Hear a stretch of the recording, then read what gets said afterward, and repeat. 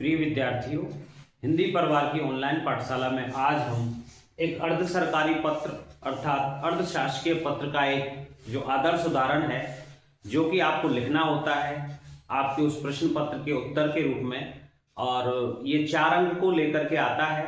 हालांकि ये अथवा में आता है, जो आपके 4 टॉपिक्स दिए हुए हैं। तो विद्यार्थियों, आज हम अर्ध सरकारी पत्र या अर्धशासकीय पत्र, जैसे कि अंग्रेजी में डेमी ऑफिशियल लेटर कहते हैं, तो उसको एक आदर्श रूप में देखेंगे, उदाहरण के रूप में। विद्यार्थियों, यहाँ इस प्रकार का प्रश्न आता है, या तो आपको आएगा, आप स्वयं को आप किसी का नाम दे दिया जाएगा कि यह मानते हुए आप पत्र लिखिए। आपको विद्यार्थियों प्रमुख रूप से जो बातें ध्यान रखनी है वो इस प्रकार से रखनी है कि आपको ये देखना है कि वो जो पत्र है, अर्ध सरकारी जो पत्र है, वो किसी राज्य विशेष से संबंधित, यानी कि एक राज्य में के अंतर्गत ही आने वाले जो विभाग है उनके अधिकारियों के द्वारा आपस में लिखा जा रहा है, या भारत सरकार का वो पत्र है और वो विभिन्न राज्यों में वो भेजा जा रहा है। तो इस प्रकार से विद्यार्थियों, एक अधिकारी, सरकारी अधिकारी और दूसरे सरकारी अधिकारी को जिस प्रकार से लिखता है, तो वो टॉपिक के रूप में ऊपर लिखना है हमें। कहने का मेरा मतलब ये हुआ कि आपको यदि भारत सरकार की स्थिति दिखाई देती है तो ऊपर लिखेंगे आप भारत सरकार, और यदि राजस्थान सरकार के किसी अधिकारी के द्वारा दूसरे अधिकारी को लिखा जाता है व्यक्तिगत शैली में, तो वहां हम राजस्थान सरकार लिखेंगे। विद्यार्थियों, प्रश्न हुआ आयुक्त निर्वाचन आयोग राजस्थान जयपुर की ओर से, इसलिए आपको यहां प्रेषक के रूप में लिखना है आयुक्त निर्वाचन आयोग राजस्थान जयपुर। सचिव कार्मिक विभाग को एक अर्ध सरकारी पत्र लिखिए जिसमें राज्य कर्मचारियों का चुनाव कार्य हेतु सहयोग का उल्लेख हो। सबसे पहले विद्यार्थियों, आपको जो प्रश्न है उस पर ध्यान देना है और ये समझने का प्रयास करना है। कहीं ऐसा नहीं हो कि आप जल्दबाजी में प्रेषक के स्थान पर प्रेषिति लिख दें, प्रेषिति के स्थान पर आप प्रेषक लिख दें। तो ये ध्यान रखना है कि लिखा किधर से जा रहा है, इसकी ओर से, यानी कि आयुक्त निर्वाचन आयोग राजस्थान जयपुर की ओर से। तो ये हुआ आपका प्रेषक, और कहां लिखना है, किसके लिए लिखा जा रहा है, तो सचिव के लिए लिखा जा रहा है। जो कार्मिक विभाग का सचिव है उसके लिए यह अर्ध सरकारी पत्र लिखा जा रहा है। तो ये जो कार्मिक विभाग का जो सचिव है, ये विद्यार्थियों आपका प्रेषित होगा, यानी कि प्राप्तकर्ता होगा, जिसको हम पत्र भेज रहे हैं, यानी कि वो प्रापक होगा।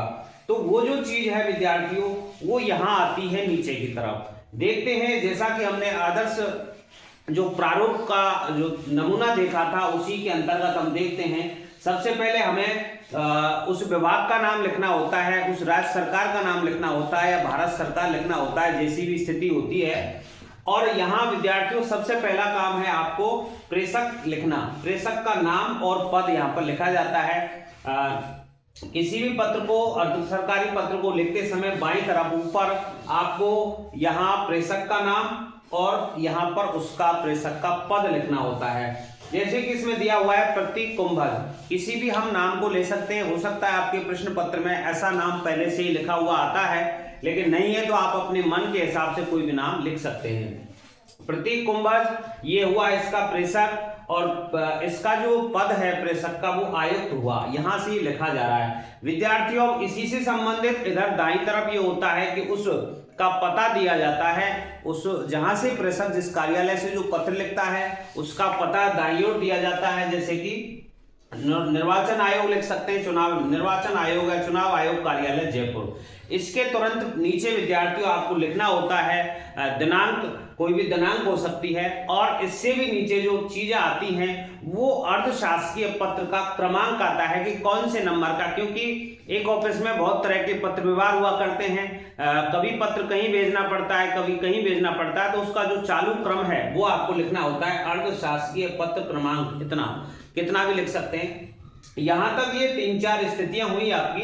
राजस्थान सरकार लिखा, बाईं तरफ हमने प्रेषक और प्रेषक का नाम और प्रेषक का पद लिखा, और दाएं तरफ इसके बिल्कुल जस्ट सामने लिखा हमने उस कार्यालय का पता लिखा, दिनांक लिखा, और ये इसका अर्धशासकीय पत्र का क्रमांक लिखा।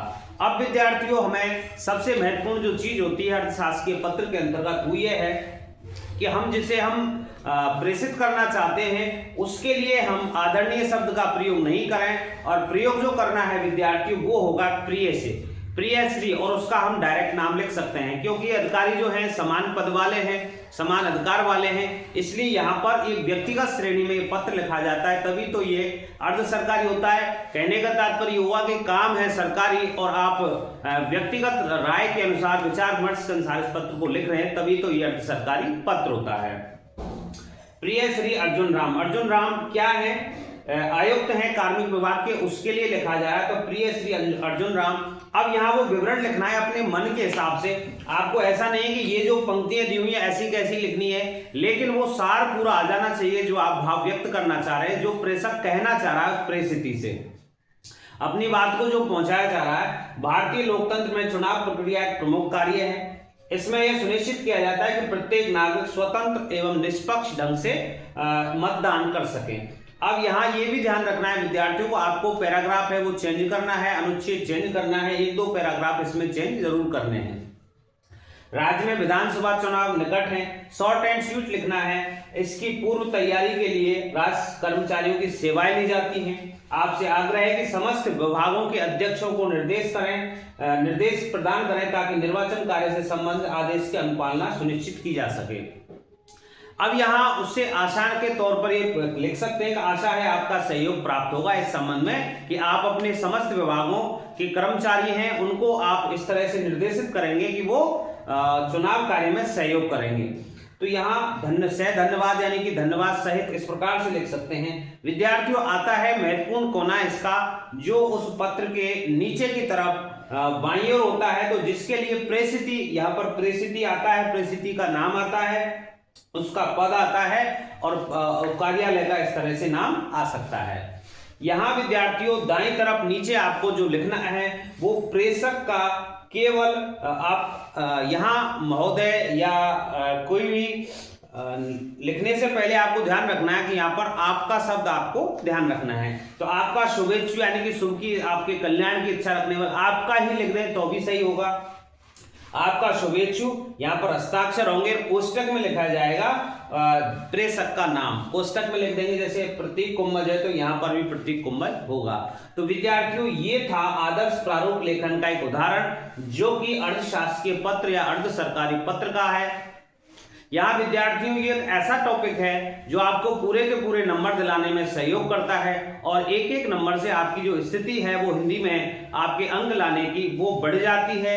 तो आप बने रहिए हिंदी परिवार की ऑनलाइन पाठशाला के साथ और अपनी तैयारी को मजबूती प्रदान करते हुए बार बार इनका अभ्यास करें। किसी अन्य दूसरे टॉपिक के साथ जो इनके साथ जुड़े हुए हैं उनको लेकर के हम अगले वीडियो में फिर मिलते हैं। तब तक के लिए धन्यवाद।